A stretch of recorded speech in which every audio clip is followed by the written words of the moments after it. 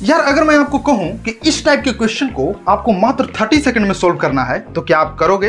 अभी बेशक ना कर सको, लेकिन इस ट्रिक को समझने के बाद आप इसे चुटकियों में सोल्व कर सकोगे। हालांकि बहुत से बच्चे तो इसको सबसे पहले क्वाड्रेटिक में तोड़ करके और सोल्व करने का प्रयास करते हैं, टर्म को इधर ला करके या फिर लॉग ले करके सोल्व करने का प्रयास करते हैं, लेकिन ऐसा आपको बिल्कुल नहीं करना है। और मैं अब एक सीरीज शुरू करने वाला हूं जिसमें मैं आपको बताऊंगा कि आखिर अप्रोच क्या रखना है, हाउ टू थिंक, मतलब सोल्व कैसे करना है, सोचे कैसे सोचे कि किस डायरेक्शन में हमको आगे बढ़ना है। तो उस सीरीज का पहला क्वेश्चन आज मैं आपके सामने लाया हूं और बस 30 सेकंड लगेगा, इससे ज़्यादा नहीं लगेगा। भले अभी मैं आपको समझा रहा हूं तो थोड़ा सा एक आध मिनट लग जाए मुश्किल से, लेकिन जब समझ जाओगे तो 30 सेकंड से ज़्यादा नहीं।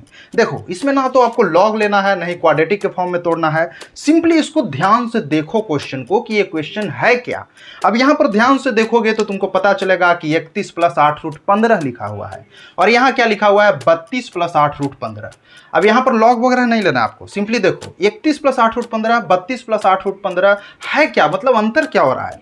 तो अगर इस 31 में अगर एक हम लोग और जोड़ देते तो ये हो जाता 32 + 8√15, मतलब सेम हो जाता, ये दोनों टर्म सेम हो जाता। लेकिन कब? एक अगर इसमें ऐड करते तब। और एक जो ऐड करते वो एक आपको बाहर भी दिया हुआ है, इंटरेस्टिंग है कि नहीं। और बाहर दिया हुआ है लेकिन इसको डायरेक्टली तो हम लोग ऐड कर नहीं सकते हैं क्योंकि ऊपर में पावर भी है। तो थोड़ा सा गौर करो कि हम लोग क्या ऐसा करें कि ये पावर हट जाए, पावर हट जाए। अगर पावर मान लो ये हट जाता, मान लो यहाँ पर ये पावर नहीं रहता, जैसे 31 + 8√15 अगर मान लो कि सिर्फ हो, प्लस में 1 हो, तो ये जोड़ दोगे तो हो जाएगा ना 32। यानी किसी भी तरह से इस पावर को हटा देना है। तो पावर कैसे हटेगा? यानी पावर तब हटेगा जब इसका वैल्यू 1 के बराबर होगा, क्योंकि अगर इस पूरे का वैल्यू मान लो 1 है, इस पूरे का वैल्यू मान लो पावर 1 होगा, तो 1 का मतलब क्या होगा कि सिंपली यही टर्म तो है। यानी तुम क्या समझ पा रहे हो, इसका मतलब कि ये पावर को कर देना है बस 1 के बराबर और कुछ नहीं करना है इसमें। आई थिंक ये समझ में आ गया हो, और अगर नहीं आया हो तो वीडियो को फिर से देखना, समझ में आ जाएगा।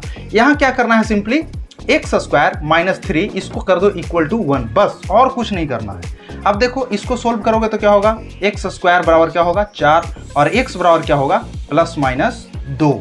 ठीक है। अब यहाँ कहता है कि सम ऑफ वैल्यू बताइए, तो सम ऑफ वैल्यू क्या होगा, कुछ नहीं, यहाँ पर क्या होगा सम ऑफ वैल्यू बराबर क्या होगा 2, यहाँ पर क्या होगा 2 और यहाँ पर -2, यानी ऐड करोगे तो माइनस में ही तो होगा, और ये दोनों का मिला करके क्या हो जाएगा 0 हो जाएगा आपका आंसर। तो आई थिंक ये आपको समझ में आ गया होगा। तो please like the video and share it with all your friends mind. और आप इसे कैसे सोल्व करते वो भी कमेंट में जरूर बताइएगा। धन्यवाद।